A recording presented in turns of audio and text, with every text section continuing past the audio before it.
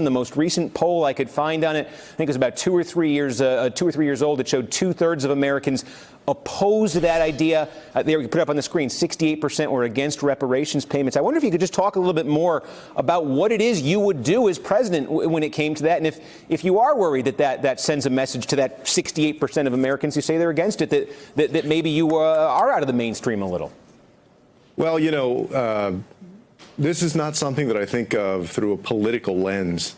I have long believed that this country should resolve its original sin of slavery, and that one of the ways we should consider doing that is through reparations for people who are the descendants of slaves.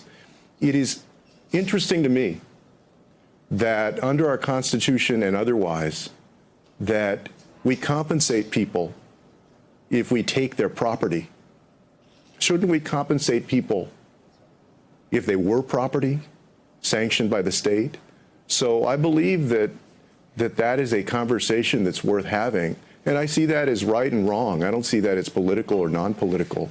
If I'm president, what I said was that I would establish a task force to look at how that might be done. I know that there's a lot of disagreement, both about whether it should be done and if it were done, how it would be done.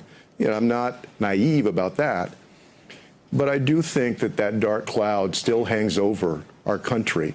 I believe that we ought to move forward in the 21st century as one nation with one destiny, and that until that issue is resolved, until that original sin is addressed, we may think that we're moving forward as one nation, and I don't think that we ever really will.